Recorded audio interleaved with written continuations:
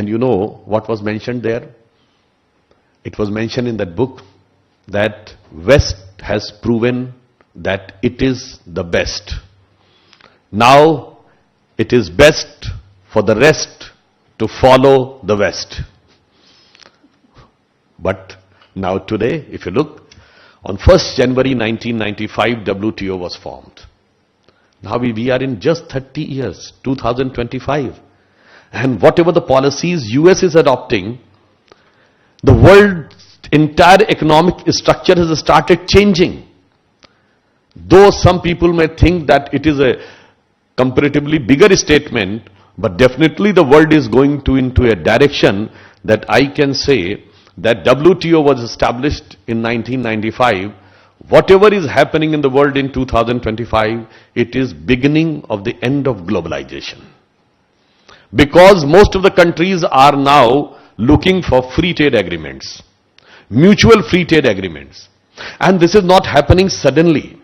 If you have, some of the people might have knowing or might not be knowing, in 2017, European Union think tank has given a thought that by 2035, the entire world may start almost converting into a multipolar world. In this June or July 2025, there is a study undertaken by around 15 think tanks of the various countries with the topic UN at 80, because UN on this 24th October has completed 80 years. There also they are saying that how the world is changing. Now if you look how the world is changing, it is just if you're looking at the short span of 10-20 years. But I would like to say, look at the broader span of a few centuries. Colonization lasted for 150 to 200 years. From around 18th century till the beginning of the 20th century, by the middle of 20th century. Then came communism, which lasted for 70 years. That is started in Russia in 1917, and by 1991, it starts falling. Then Cold War era, which started after Second World War, it lasted for less than 50 years. Now, the globalization is having a question mark about its future in around 30 years. So we have to look. Sometime the think tanks or the governments of the world, whatever they decide, they cannot decide that in which direction that thing will go. I don't think that the WTO was designed to make China and India an economic superpower. It was mainly decided that the Europe and American companies will get a bigger market and their economy will thrive. But ultimately what happens? Man proposes, God disposes. And the thing has started changing. And now the result is, as I was mentioning at the time of 1991-92, can anybody on this earth in its wildest imagination has thought that China can threaten US? But it is a reality today. During our childhood, it was beyond imagination that United Kingdom, Britain, will be interested in free trade agreement with India. And they will be more interested than the interest of the Indians. And you have seen just a couple of months back when UK Prime Minister has came to India, he said he is coming with the biggest business delegation ever taken by British government abroad. And they have come to India. So that's how the things change in 30 years. But one more thing I would like to say. India was considered as a country in which people are less educated, less tech savvy, but now India is considered one of the powerhouses of IT. You have seen just few months back, Prime Minister Shri Narendra Modi co-chaired with French President the AI summit in Paris. So I just want to say, whenever the things starts, you have to look analysis into a subtle form rather than in an objective form. I would just like to give one thought. I am not saying that this is correct. You can say this is a over mental exercise also. When 9/11 happened, World Trade Center was the tallest building on earth, symbolizing the height of prosperity of United States. But after the sad destruction of World Trade Center, do you remember which country got the status of tallest building on earth? Immediately after that, it was Kuala Lumpur's Petronas Tower. Then within 1 year, the status went to Taiwan's Taipei 101. Then within a couple of years, it shifted to Shanghai's World Trade Center. Then another 2 years, by 2005 and 2006, Dubai's Burj Khalifa. Suddenly thought came in my mind, oh, just after the destruction of World Trade Center, all the tallest buildings on earth are neither in the Northern America, Southern America, Latin America and Europe. All are the eastern part of the globe. It means there is a direction or indication of destiny that the time has come that the prosperity is all set to rise on the east. And if you see, the rise of mighty China is post-2001 phenomena, and rise of prominent India is also post-2001 phenomena. But the power structure is different. That I understand. Being the student of technology, I would also like to say, whenever the paradigm of technology changes, the paradigm of power changes. Paradigm of power changes, how? Like before Second World War, if you look, the power center was Europe. After Second World War, it became America because they have created an atom bomb. But now, how the world is changing, I would just like to say, before Second World War, the countries who were controlling the major power of the world were Britain, France, Germany, Italy, Japan. Smaller countries, smaller population, smaller resources, yet controlling the major part of the world. After Second World War, the power structure shifted. USSR and USA become the power center. Bigger country, bigger population, bigger resources. So it was more incoherence, or you can say incoherence of nature, than it was pre-Second World War. But now, when we are in the 21st century, emergence of India and China signifies two big countries, big population, big resources, and big civilization. With due respect, US is a very prosperous, powerful country, but it is not having any civilizational legacy. So as far as the civilizational cultural aspect is concerned, India is also having quite a bit edge over China. So I just want to say, the world is gradually transforming into that. And what civilizational angle we want to give, I would just like to remind, when the UN Charter was going to be signed in 1945, at the time, the Holocaust of Jews was very much in the mind of humanity. So there was an issue of human rights. So letter was written to all the great personalities of the world at the time.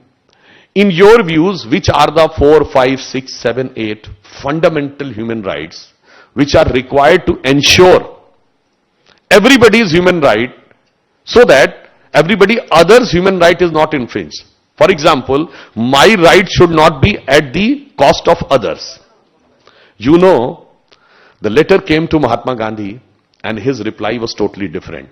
He said, if you want to ensure everybody's human right, in my opinion, there are no fundamental human rights.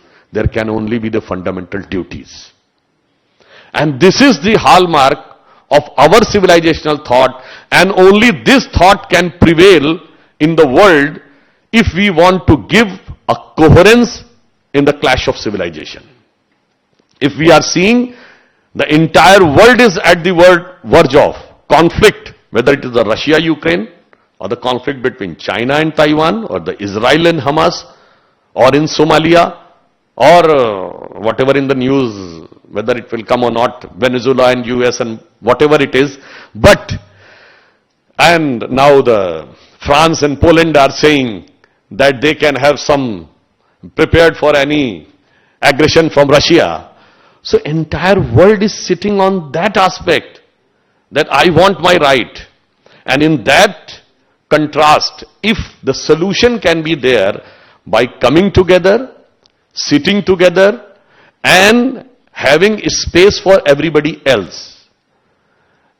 And lastly, I would like to say that this situation or this solution comes from India can make a very significant role in providing solution, because we are the only major country in the world in the entire history which never went for invasion.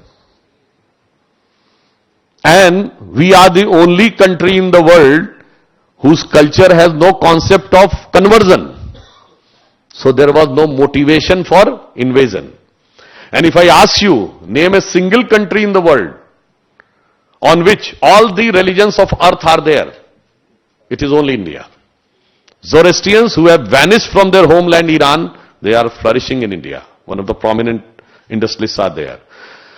After the formation of Israel, they have documented a history about the atrocities on Jews. And it was only India whose Jews have written that forget about subjugation or atrocities. We never faced any discrimination in India on part of being a Jew. And you know, there are 72 sects of Islam. If there is only one country which is having all sects of Islam, it's not any of the 57 Muslim countries. It is only India. So I'm not talking about just a philosophical, ideological, conceptual thought. I am talking about the ground reality. Even in the diplomatic level, under the leadership of our Prime Minister Shri Narendra Modi, you have seen, we are the only country which is the member of BRICS also, which is the member of Quad also. So, just I would like to say, if the world is changing, and also if you look on the entire eastern part of the globe, from Eastern Europe to Japan, there are only 3 democracies, Japan, Australia and India, which are consistent, vibrant, continuous, pure democracy. If you consider Australia as an extension of Europe, and Japan is also having the constitutional monarchy, so in the entire eastern globe, India is the only consistent, absolute, pure and vibrant democracy. So I just want to say that all, and I'm not saying that it's only in India. It was in so many great civilizations of the world. Whether it's the Mayan civilization, Aztec civilization, Inca civilization of the US, Greece civilization, Chinese civilization.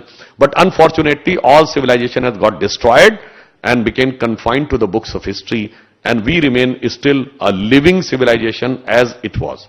So, I just want to say that we are sitting at a very crucial time of the world. It is for us to decide that we are on the cusp of a golden age or we are at the threshold of a very precarious time. If we take a proper, positive, constructive step ahead, which has been the hallmark of several great civilizations of the world, then definitely we are heading towards a golden age. Otherwise, what will happen? The nature will take care of itself. So lastly, I would like to say that if, and one more thing I would like to add, Shri Om Birla ji is Speaker of Lok Sabha. Lok Sabha is considered the parliament, the main parliament, lower house.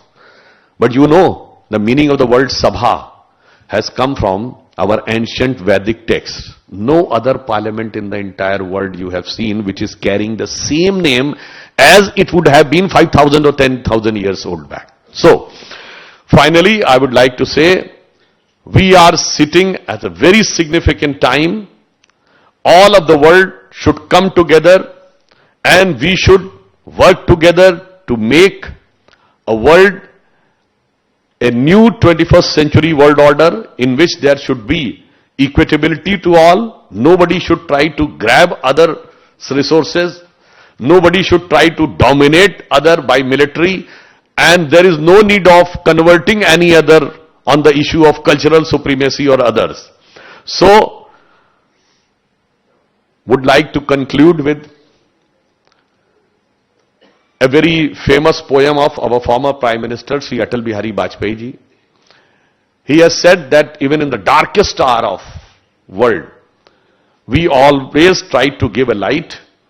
It is poem in Hindi, which means that all the great civilizations have disappeared and they have gone dipped into the darkness, but then the light has come from India. There is a word, दुनिया का इतिहास पूछता रोम कहां यूनान कहां है.